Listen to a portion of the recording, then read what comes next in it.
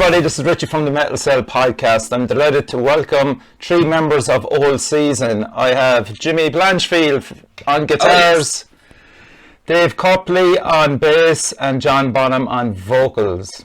Welcome to the show, lads. Delighted to have you on. Thank you. Cheers for having us, Richie. Yeah, and we've from the depths of hell, Howard, my co-host for the night. Everybody. Great to be back. Great to be back, man. So lads, it's been a while since you have been first formed and stuff, and hopefully, I know you take your time with recording, so maybe you could first of all start off on a positive note and tell us that there's something good coming through in the next few months. No, there definitely is. Probably like a lot of bands, COVID just completely took the wind out of the sails. We actually had kind of half of the, just under a half of the songs recorded, like skeleton wise, and we're ready to go in for the second half. And then the whole pandemic happened.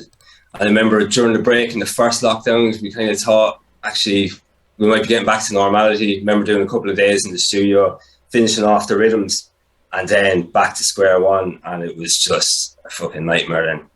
So we're just trying to get the momentum back, just to get back up to speed with the next batch of songs for the album, and then hopefully we get in this year to finish it. And are you working with Michael Richards again? Yes. Yeah. Great news. Good. Brilliant. As well, also to jump in on what Jimmy said, us losing our practice room certainly didn't help things either. Yeah, big time, yeah. That kind of derailed us keeping, because those songs were nearly done and nearly ready to start recording. Then obviously then we couldn't practice for months till we found somewhere else. So. And where were you originally practicing, lads? We're practicing in a Thai, it's an industrial unit called Electric Studio. So it was us and Morning Beloved. Oh, right, okay. And that was our home really, as a band, same with Morning Beloved. I think we've been there. Dave's our encyclopedia of knowledge with dates and stuff. I think it was 13 years or so.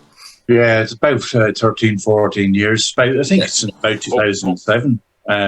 Shortly before I joined, we had that rehearsal room, and it was dead handy for us because all the equipment would be set up, and so we just turn up with our guitars and whatever and plug in and play.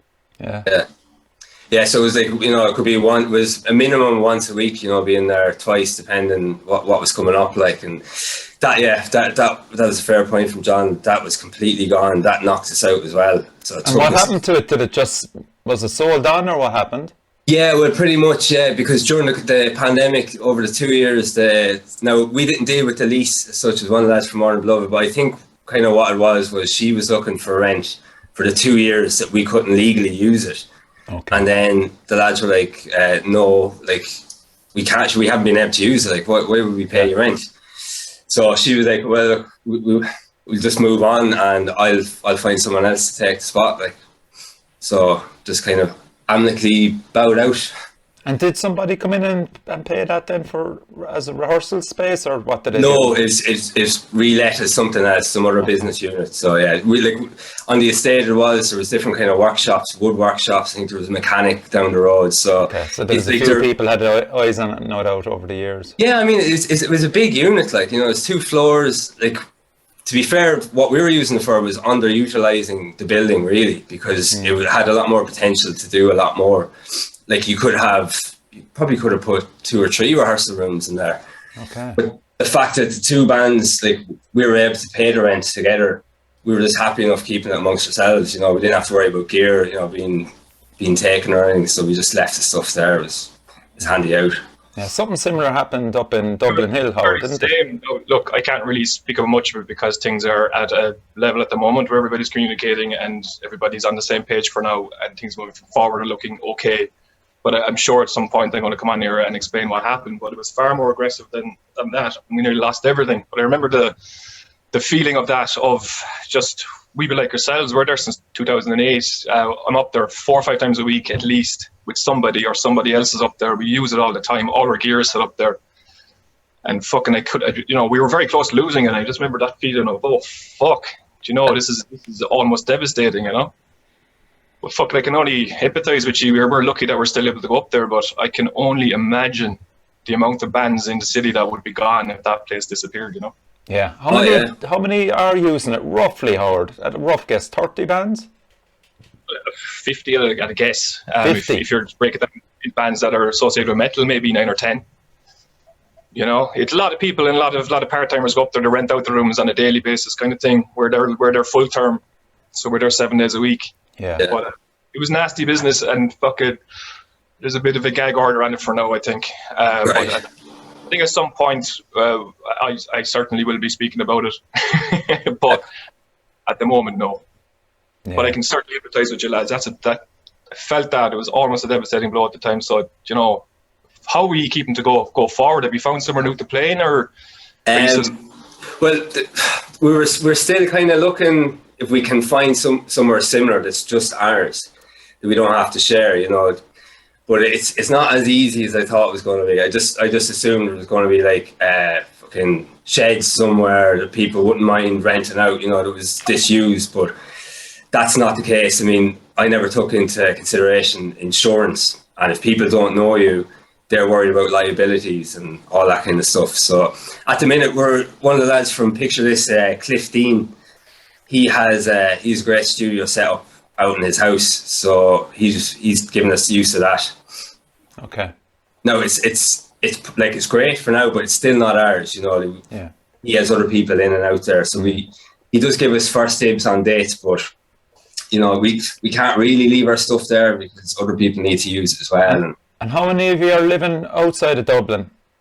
Or All of us except John. Yeah. Oh, really? Yeah. That'll probably change by the end of the year. So. Okay, Jesus, okay. So, like, I'm just there. We'll go back a bit if you don't mind, because I came across I think it was in the Cork Winterfest in 2009 with Hail of Bullets. Would that be right? Oh, yes, yeah, Hail of Bullets, yeah. Yeah, Skyforger and Grand Magnus. Yes. Yeah, Grand Magus, yeah. That was before they kind of shot up. Yeah, when you I think of remember it. that game very well. Yeah, Jesus. I think we might have played actually with Bible Dive. Five Divers, I'm nearly sure, is on that same bit as well, Howard, yeah. I think so as We well. got a lot of heat after that gig because we played in our jocks. You know, it was a pretty fucking straight up metal day with the likes of Whole Season and Grand Magus and so on. Oh, it was absolutely mental. Yeah, we think back to it now, like absolutely mental. Like. And it was one of the better Winterfests I found. But That time we were actually on like an Irish tour with Skyforger. Yes. We'd done Belfast, Cork, and Dublin anywhere with them. They were sound lads as well. They're fucking mental, like. Yeah, when you think of all the bands that have played in the Crushkeen Lawn through Winterfest, like Amon and Mart, Triptychon, fuck's sake, like Hail of Bullets, who else? Grand Magnus, leaving out a few, Primordial definitely. a couple of times, you know. What? Primordial down there a few times as Primordial, well. yeah, true. And Nick on that, fucking. Yeah, there's a load, man. There's just absolutely a load of them that have played down there. And so Great. That's kind of what Cork needs. You know, it needs something like that again. No, So like you- a focal point. So your next journey down to Cork then, we were on about it before it started, before you joined us, John, was Bradley's Bar in Barrack Street. Yeah, I was thinking of that there a minute ago, just when you were talking about. Yeah, not our most prestigious gig, but like, you know, it was an experience trying to, you know, you had to improvise and, you know, create parts of stage for yourself that isn't there. Yeah, you were standing on beer crates or something. I think the beer crates are milk, and I think I had one foot on like the bench, and I put beer crates or milk crates on the end of the stage, and I had like one foot on like the bench in front of me. I think Dave, you and maybe Smith were just on the floor, like beside the stage. Only three. I remember there was one. I can't remember who it was. But there was one band. I think they were first on. They were like, lads, how are we all going to fit on this stage? And they were the three-piece. And they were worried Nomadic about Rituals. Nomadic Rituals, yeah. Right, yeah. So I was like, well, geez, if these three lads are going to... So, yeah, I think it was like three and a half of us, I think, were on the stage at the end. Yeah, It was a dodgy stage. I mean, there was holes in it. There was weak points at it. If you put your foot in the wrong place, you were going through it, you know. Yeah. Was it made of pallets or something? Was it just Pallets and plywood over it? MDF board over it, and You know, there was a big old church bench then that separated you from the crowd, which was more of a nuisance than a barrier, you know. I remember having to climb over that to get onto this. Lifting the fucking gear over it as well, like. Mental. And was that your last time you played Cork then? Tell me that's not true. Yeah, that was the last time, yeah. Was it? Yeah. Fuck's sake, Howard, man. They were traumatised over that and haven't come back since. Look, I was part to bring them there in 2015 or 14, whenever it was. So, you know, the next guy, get on Devon. In fairness, like the promotion, it was Pyre promotion. Pyre, yeah. Oh yeah, it had heart, like, you know, really. Like great lads. It's just, you know, he didn't own the venue, but they we were looked after and all, but yeah, only so much you can do with it. It was slim pickings at the time. There wasn't much of choices. There was something happening in Fred's that night, and the print shop was closed down, if I remember correctly. Yes, that's right. That's correct. And it was originally supposed to be in the print shop, and it got moved to Bradley's, which was, you know, what we had at the time to go with. But Pyre was just myself, Andy from Five Will Die, and Shane, the photographer. Oh, yeah. I remember, yeah. And it kind of got passed on to I think the Baylor lads have taken it on now, or taken it over. They I haven't been involved since maybe a year after that. 2016 is when I dropped out of it. I just had too much on. But I remember enjoying you quite a lot. Look, it's one of those things that, you know, when we met you guys and that, you kind of realise that these are genuine lads trying to put on, you know, a really good show, and we all knew, look, it was out of your hands what happened with the venue change and stuff. So we just went for it. Look, that's rock and roll. You just deal with these things. Keep moving forward. Dave? Character building. Exactly. Yeah, exactly. Sums it up nicely. We ended up having great crack anyway, so it was worthwhile. It was still a good gig, yeah, and it was a good trip all in. Like, there was good people around, and I still enjoyed it. Like, it's just, what can you do? It's mental though when you think of it. Like, when you go back that length of time, and when you're thinking of it now, it just seems like a snapshot of a time. But like, you know, there was no mobile phones. There was nothing there. Things were just completely simple and basic, you know. And I think we were for the better of it, lads. Being truthful, in some ways. Elements for sure. Yeah, elements, maybe. Yeah. Now, Jimmy, you are you one of the founding members? Myself, Anto, and Smith have been there from the start. Yeah. Right. And you were as Carnena, yeah. Yeah. Now I was in. I suppose Smith would have been the only one from the foundation of Carnena. I was coming into Carnena, and then within 6 months of me being there, it was changing then to All Season. We were coming up with name, lineup changes, and then we were getting Frank then in on vocals. So yeah, about 6 months after I joined, the name changed. Right. Like, was Frank still with Morning Beloved at that stage? Yes, and actually the singer for Carnena at the time would have been Darren from Morning Beloved as well. Okay. So it was kind of like a melodic death metal type band. Right. And you could maybe just kind of give people a rough idea of, we'll say at the start of the band, like, as you said, Frank was doing double duty for Morning and yourselves. And was it just he wanting to do something different, was it? Or? Yes. Okay. Yeah, I think so, because he was so, I think he was so used to like playing the guitar and singing that he wasn't getting an opportunity to do maybe some of the frontman stuff. So I think he was definitely interested. And then Anto would have been great friends with Frank. Anyway, Frank's from the same area as myself, Smith, and Anto. We're all from the Thai region. Okay. So the two lads would have known Frank from school and all. So it was kind of, when we're looking for a singer, it was kind of like a no-brainer. You know, there's this lad's already proven himself, knows the scene very well. So we just went out on a long shot and asked him. We didn't actually know he would say yes, but we were delighted when he did, you know, and it set up the kind of direction for the band going forward, you know. And how old were you then, Jimmy? Like, were you in your teens or? I was 17, yeah. Wow. Yeah. Oh, man. Yeah, I was 17, yeah. Probably, yeah, it was mad. It was fifth year in school. Wow. Yeah. It's actually mad because we played with Brock's Helm years back in Dublin, and we ended up playing with them again in Athens in 2019. And I remember one of the lads in the band, he was the singer. He said, "Fucking hell, man! The last time I saw you, were you like 12 or something?" This time goes so quick, you know. Yeah. And so your first release then was Volume 1, and did you self-produce that? Self-produced that, yeah. That was done on a laptop with no sound card in Smith's house on weekends. It was absolutely crazy. We could only record 30 seconds at a time because we didn't have sound. We didn't know anything about like this kind of recording technology. We were just Googling and YouTubing. It was absolutely mad.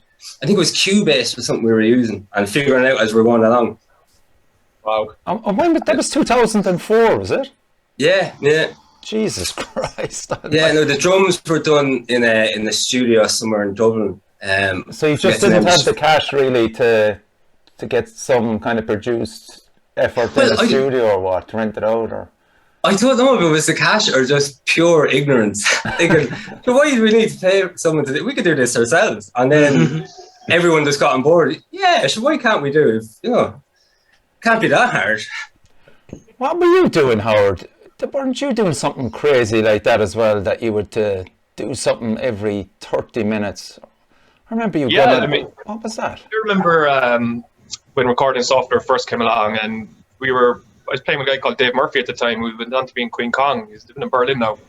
But he had an old PC, and it was a Fruity Loops, I think it was called, something like that, a program like that. But you'd play a track, and then you play a second track, and every time you adjusted the levels on the track, it would take 30 minutes for it to buffer, and you just have to sit there and wait, That's the story. Yeah. But different times, and I was like yourself, I really had myself convinced I could do this without the benefit of a studio.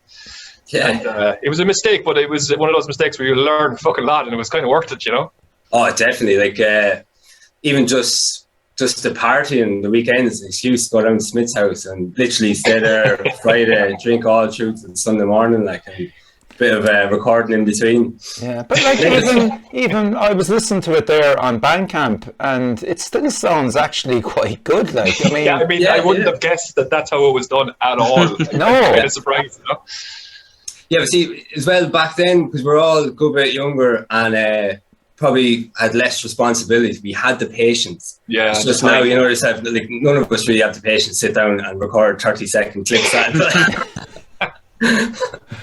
And Dave and John, were you aware of Old Season back then, or what was the story with you in your lives? Well, I'd heard the name of Old Season a whole bunch of times. There's a mutual friend of ours by the name of Danny Kelly, who was always talking about this band Old Season. So it was sort of like, who is this mystical band? I have to find out, So I eventually did get to see them. They were playing at another friend of ours, Shawnee Fennelly, was having his 40th birthday.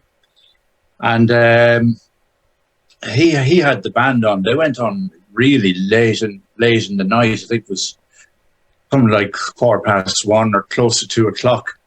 Right. So I got to see them. I stuck around to see them, and they blew me away. So they did. I was like, "Wow, why aren't I in a band like that?" And not thinking that I'd get to join them 6 months later. Oh, was it that close then? Yeah. Pretty much. Yeah. Fucking hell.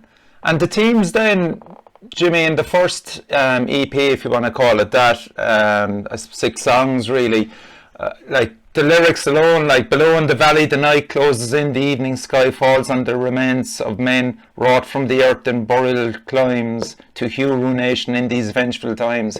Like, that's Frank all day long, I presume. Well, actually, it was Frank, Anso and Smith would have had input on the lyrics. The 3 lads would have done it. I suppose I don't really deal with the lyrics, but at the time, the team of Old Season anyway was a kind of more concerned with kind of fantasy battles and ancient. Yes.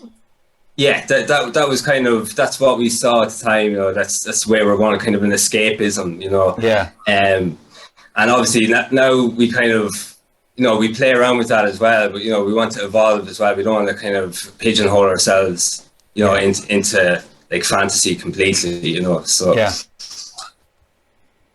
But it was definitely the lyrics. The lyrics were a lot darker back then, but it just kind of suited the music. Like there's a lot of blackness in the EP, Yeah. And I think the lyrics really kind of captured the music, Yeah, and the music was fantastic. I mean, you can kind of hear a lot of new wave of British heavy metal in it. What else? There's Man of War. There's a few other bands there that kind of come through. There's a bit of like Early Amorphous, like Tales from Thousand Lakes, that kind of stuff, that era as well, that kind of melody, but also darkness in there as well, and kind of bleakness. One of the things I liked about Old Season in the early days was there was the elements of fantasy, but it felt earthy or something. It felt a bit more rooted in a history as opposed to fantastical history. Yeah. It was certainly things you could relate to in terms of I'd be a metaphor or simile, whatever it is, but it never felt too far in that direction, that Lord of the Rings direction for me. It was always a bit more like Irish mythology, Yeah. That was kind of a line we generally didn't want to cross, didn't want to go too far into like Dungeons and Dragons kind of stuff, It was generally go that direction, there's not much coming back from it, like, It's a long road back. Yeah, it is. No, it is. So Kieran and Jazzer then left. So he lost the bass player and the drummer they then joined. Yeah, and then Philip had left on guitars as well. Philip. Yeah, that's right. Yeah, sorry. Yeah, Philip's he's in New Zealand now. Last, I think 10 years maybe. Right. Yeah, about that. Yeah. Yeah. So then, had you much of a search then to get another guitarist in and a drummer in for the second album? For the second one, well, when Philip was leaving the band, he actually recommended Doyler, who stood in, and he had known Doyler. Now, none of us, I don't think I'd met him before, but Philip had nothing but good things to say about him. So we gave him a shot, and he was great as well. But then in the end, he just couldn't commit either, so he left. And then there was a little bit of a search then for Fuzzy on the next one, and then with bass. Yeah, when Kieran left, actually bass wasn't too long about filling. Dave had seen us in the gig 6 months after. We put up an ad on one of the musician sites, and I think Dave applied and he came over to my house, and I pretty much knew straight away that he was going to fit. Like, he was just solid, sturdy, knew what he was doing. So met all the criteria we were looking for, really.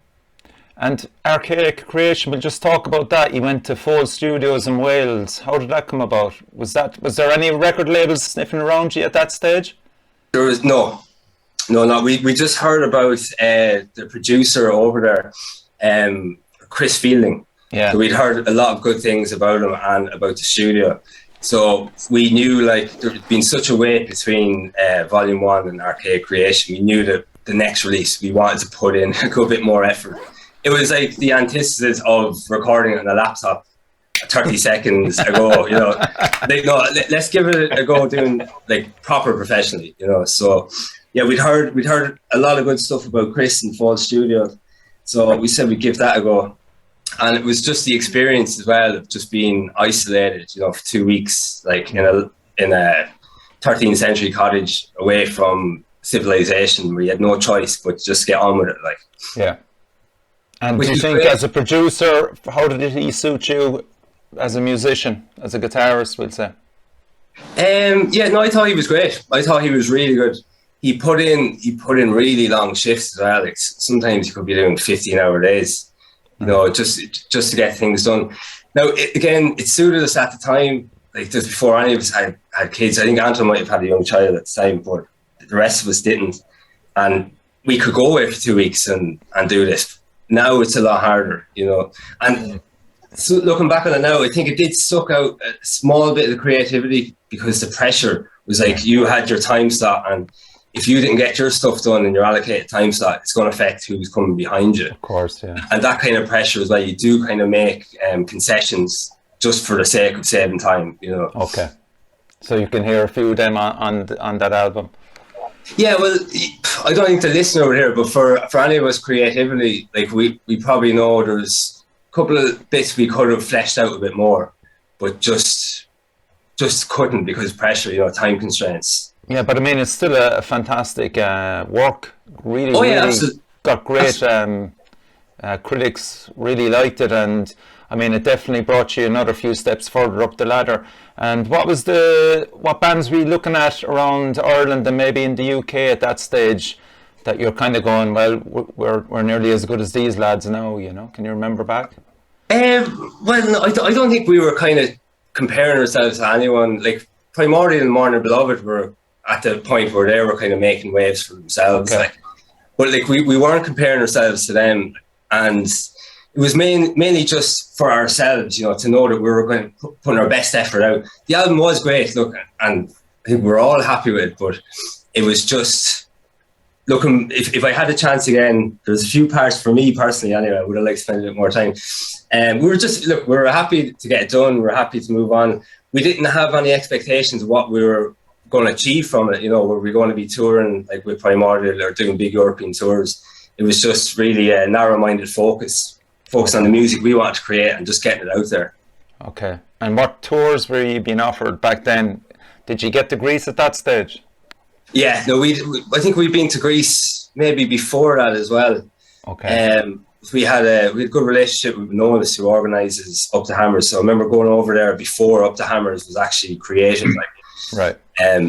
So yeah, I think after Arcade Creation, we went over there.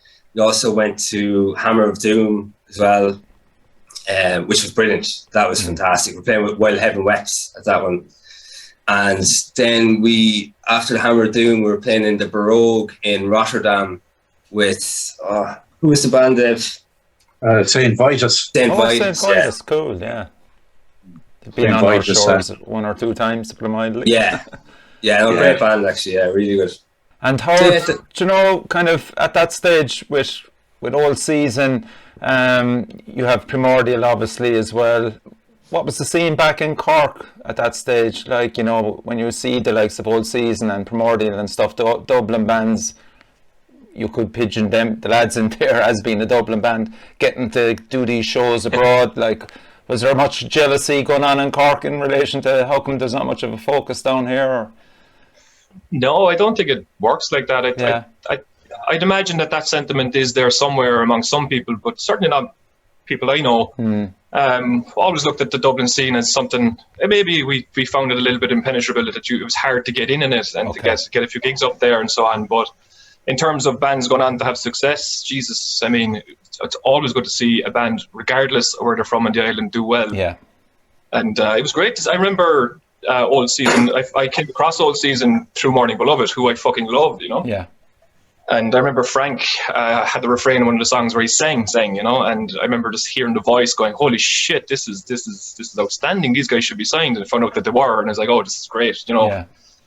You kind of feel you don't feel any jealousy. I don't think it's more competitive and fucking. It's great that people are going to see this because I enjoyed it, and I hope someone else will somewhere else as well. I think you don't get that competition element. I don't think. No, I haven't picked up on that either. I mean, the way a lot of us would have looked at it is, you saw bands breaking through to new markets, like Primordial in particular.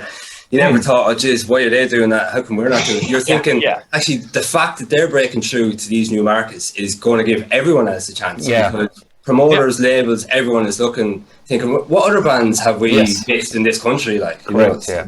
That's what you'd hope would be happening, spot on, yeah. And I think it is happening. It's still, even bands with dead label moving forward as well. I think other people are looking back to Ireland, thinking, well, what other bands have they got?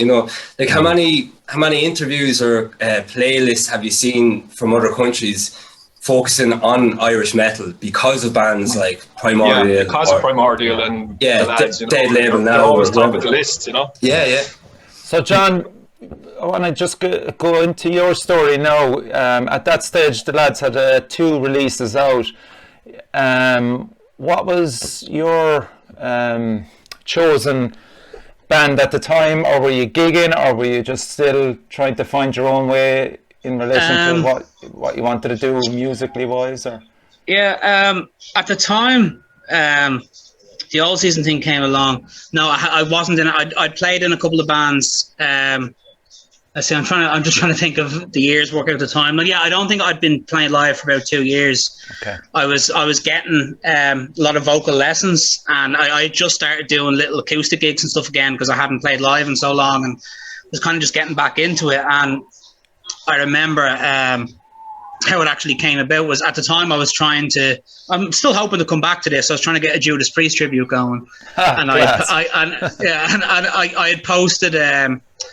I think it was Metal Ireland. I posted like a listing on there, you know, whatever. And so Smith, our keyboard player, because I had a link to my SoundCloud, and so he had seen that and kind of told the lads, and then kind of messaged me, and so that was how that came about. But yeah, it had been a while, and it's funny. I remember, actually at the time, as well as doing those acoustic gigs, it was either. I think it was only the week before I auditioned for Old Season. I auditioned for a wedding band as well. I was just trying to get singing and get active again, you know. Yeah. And anyway, I'm glad it worked out that I wasn't the right choice for them, because it would have been good to be gigging regularly, but it was just. And was your perception of Old Season different to what you actually found out when you went in, maybe to do the actual audition?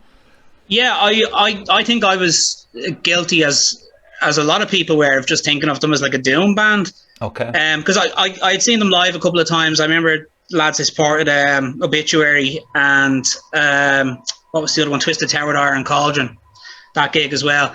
And so I had seen them a couple of times, and I don't know, maybe those sets they hadn't played many of the kind of faster, melodic ones, whatever. But I remember seeing.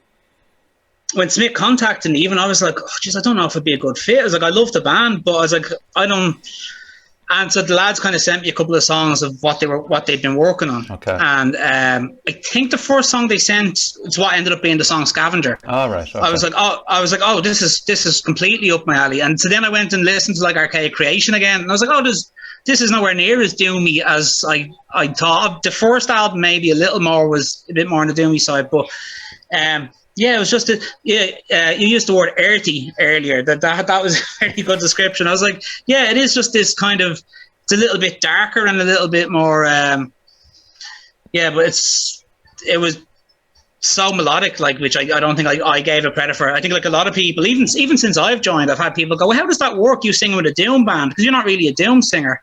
Yeah. And it's like, well, no, it is, yeah. They kind of grasp just different elements and miss so much more then, Yeah.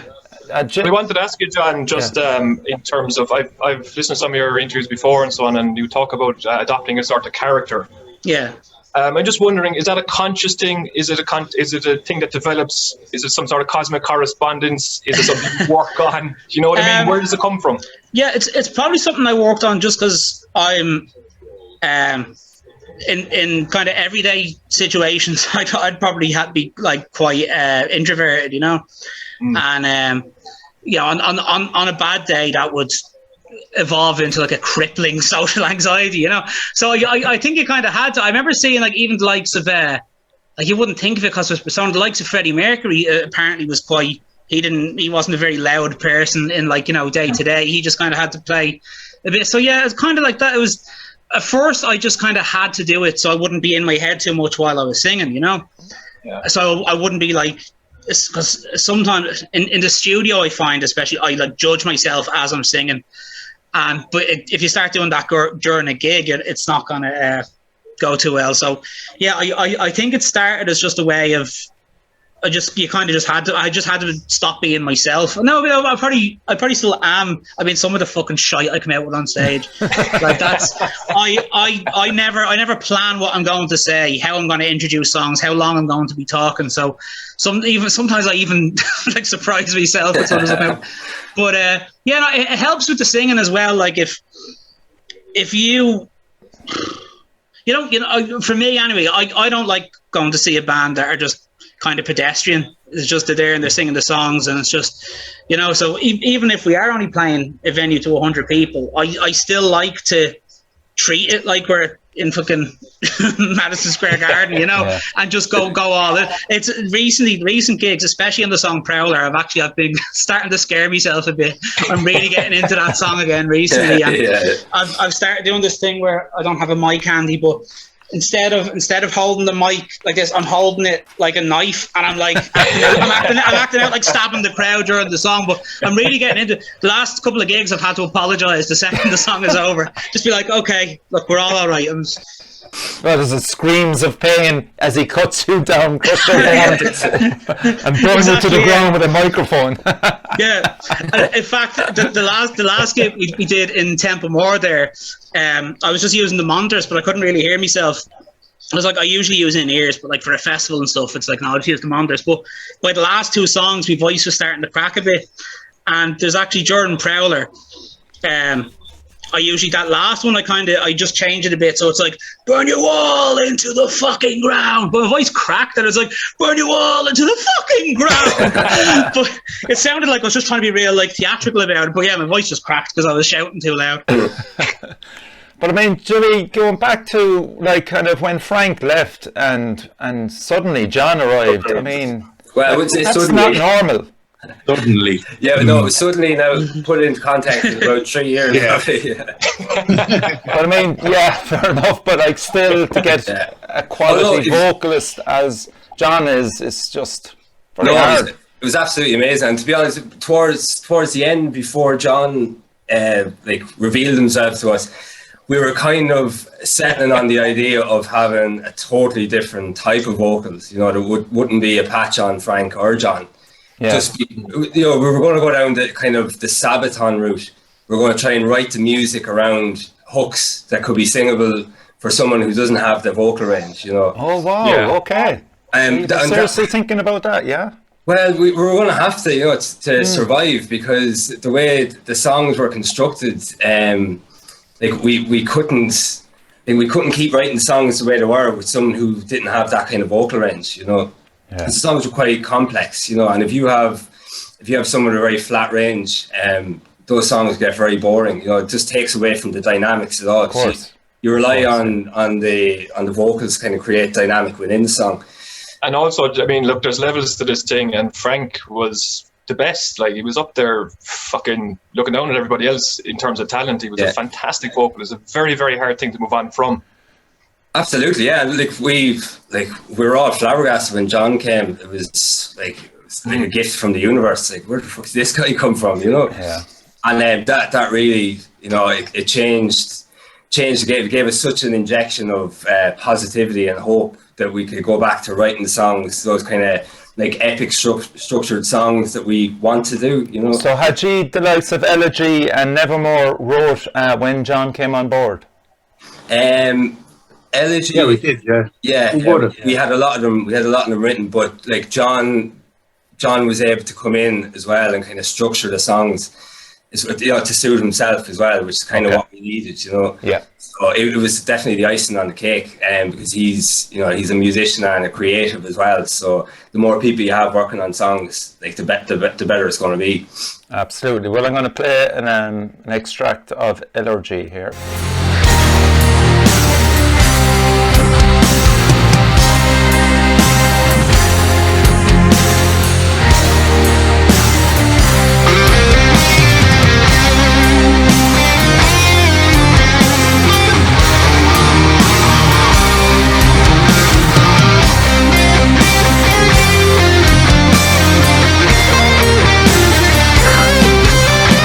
The morning light comes slowly.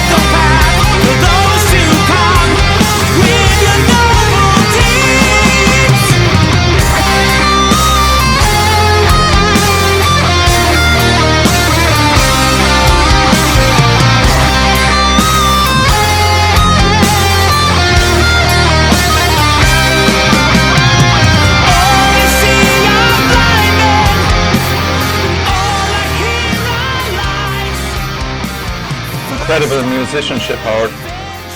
Love it, man. Fucking, Cheers, guys. you know, I think with John, like, really enjoy your vocals. And I remember at the time, objectively looking in when Frank was gone, and there was that transition period, and just trying to keep tabs of what was coming next from all season, and just being satisfied at the result and going, fuck me, man. Did you know what is such a hard act to follow? And there's a theatre to your performance that I really enjoy. Yeah, man, fucking kudos. Kudos for making it fucking really good. Yeah. Yeah, and it definitely allowed us to evolve musically in the way we wanted to, because I don't think the way we were going was probably suiting Frank either, because we were kind of breaking out of any kind of doom shackles we had before was kind of really coming off. You know, we're getting a bit faster, but also trying out a lot of different things. And with John, it just, you know, it opened the floodgates of what we could do, you know. So, and that's basically what the band is built on. It's built on kind of expressing ourselves as individual musicians and writing music that we want to write without having like a target we're trying to hit, you know. And that's what I love about the band, because it allows us to do that, you know. Yeah, we're but not there's no pigeonholed. showboating as well, Jimmy, to be fair, like, Yeah. you know, which is really good. Yeah. Because you don't want some fucker dominating the whole thing, like, and I think you have just a fucking perfect balance as a band.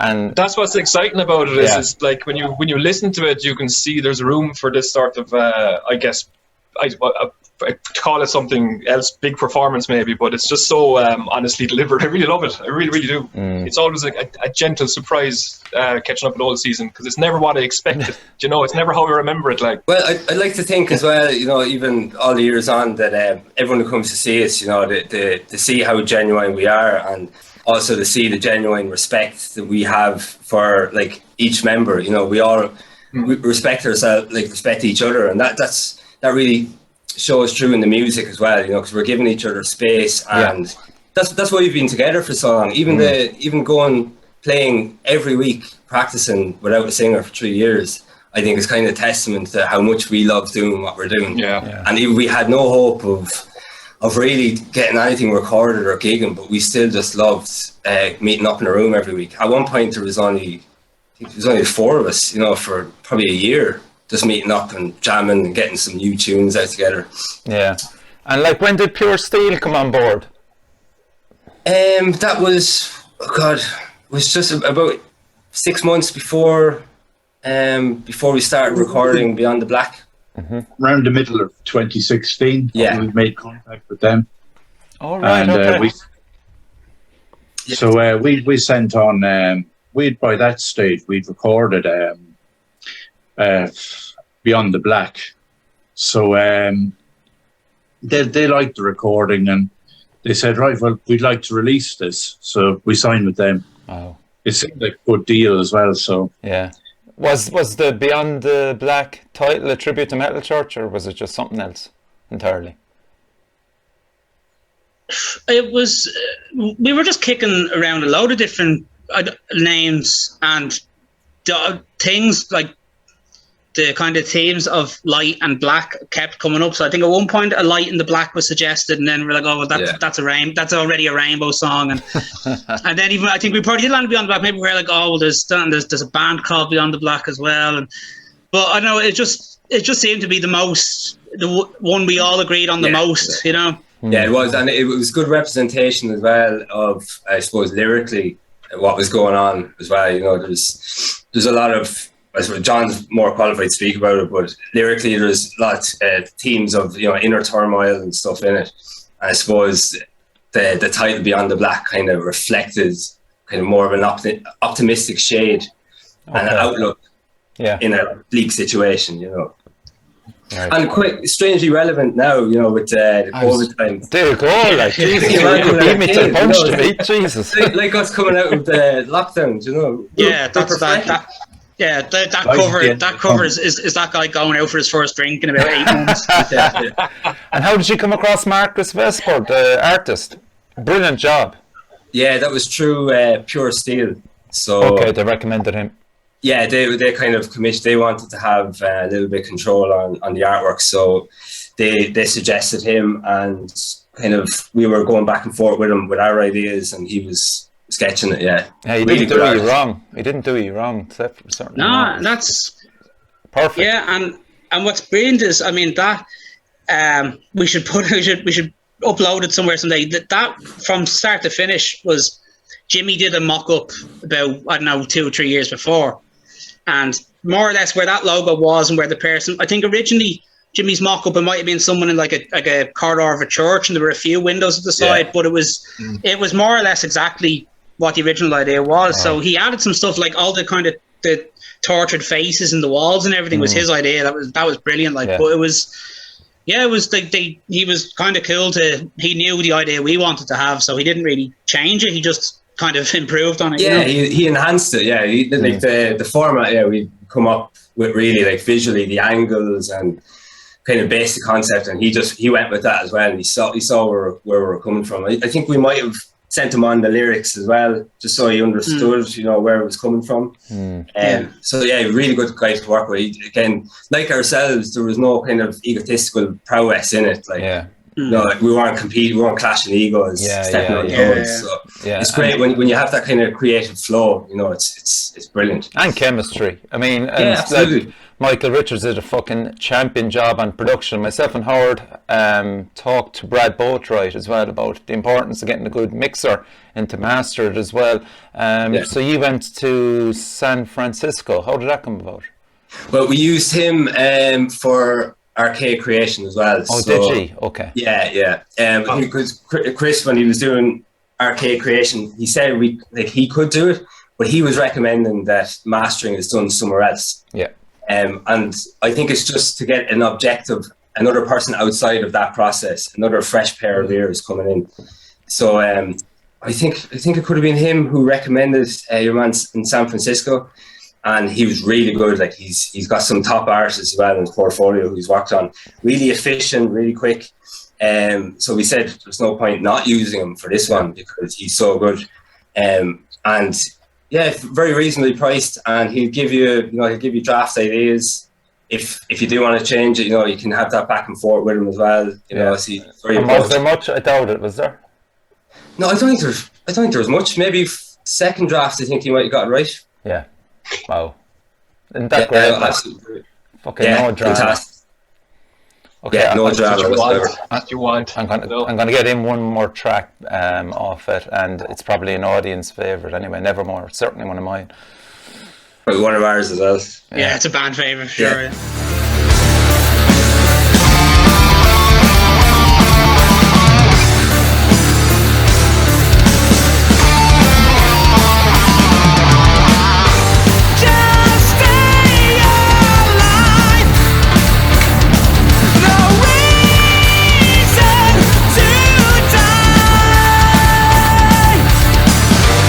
Don't waste your one and only chance.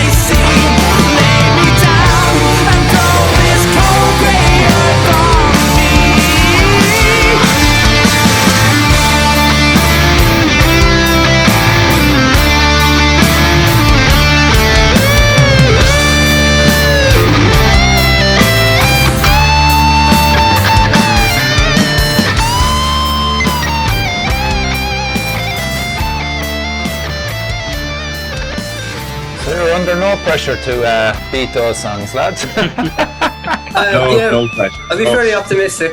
You know, there's some cracking ones coming through. So Wow, that is. Yeah. Pressure's for tires. There you go, man.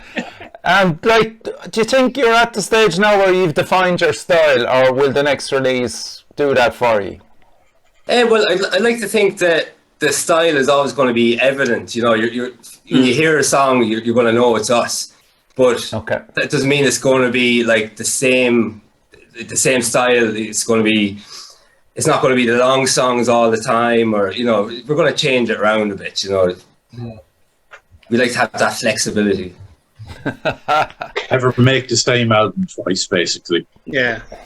Dave, just follow Dave. Dave knows what he's doing, man. Well, look, I think as well with the six of us writing songs, it's never going to be samey. You know, even within an album, you're never really going to get two songs sound exactly the same or very close. You know, we're just not that type of band. We're very expansive, which is a bit of a nightmare promotional wise. You know, it's a lot easier to market black metal or doom metal or whatever. Yeah. So we've been a victim of that through the years, which I firmly believe that probably is the reason why we're not as big as we could have been.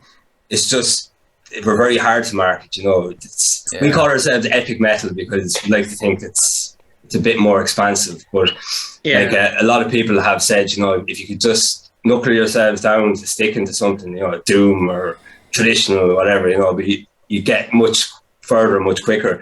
But it's not really our bag. I said we write these songs for ourselves first, and we hope that everyone likes them. And as long as we do that, we can keep going for years. You know. Yeah. Very important. Yeah, very important. A band like The Grief again are bringing out some amazing music as well. Howard, would you agree with Jimmy there? Not to conform to people's expectations. And that's what's great about Old Season is, like I've said, I have my own expectations every time I go back to listen to them, and I don't know why I'm surprised, because every time I listen to them, it just feels like it's in its own pocket somewhere. And I don't think it's a case of that if this band were a bit darker and followed the template laid out by others, that they'd be more successful. It's just strange to me that they're not more successful because of the direction that they take within this kind of music. It's nice, it's interesting, it's pushing it in I wouldn't say it's a dark direction at all. It really feels poppy to me, and I don't mean that in a negative sense. I don't mean you're like Ghost or anything like that. You know, there is, especially with the vocals, there's a sort of instant gratification. You're in it, like there's an accessibility to it. Yeah. Accessibility, exactly. You know. Yeah.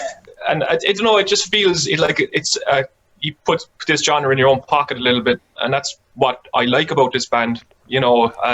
But then again, I mean, define success. What the fuck is it? Is it commercial success? Is it touring? Is it playing gigs? Or is it being happy with your friends playing music, you know? Yeah. Well, that's it as well. You know, we're still together and we're still loving what we're doing. But, you know, we still hope that we'll be able to push, like, past our own parameters of success and get on a bit further, you know, after every album. So that's what we'll be aiming for with the next one again. I mean, there's some fantastic footage of the lads live in, I think it might be Greece, is it?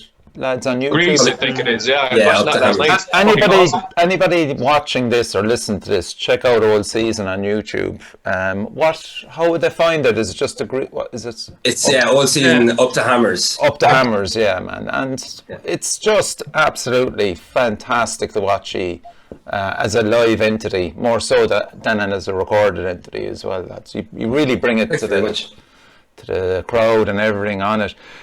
So gig-wise, like you said, you finished Templemore Metal Fest. That was probably a good buzz to be back. It was good. Before that, we had done. We played with Eternal Champion. Yeah. It was a week or 2 weeks before that. Yeah, it was just a week before. Yeah. That was amazing. It was Thursday night, and then the Eternal Champions lads, their tour was a bit messed up because Manorfest was cancelled over in the UK, so they were down a good bit of money. And I remember, you know, I think it was DME had put out that if people could come out and support them, like, you know, just try and help their coffers a bit. And just the reaction was absolutely fantastic. The place, I think, was sold out on the day, you know. Wow. The place was jammed. It was such a great buzz. Yeah, loved it. And you played Crua Fest as well, did you? Cruel Fest, yeah, that was in November before. Yeah, that was in between lockdowns as well. Yeah. We found this nice pocket of about a month where things were.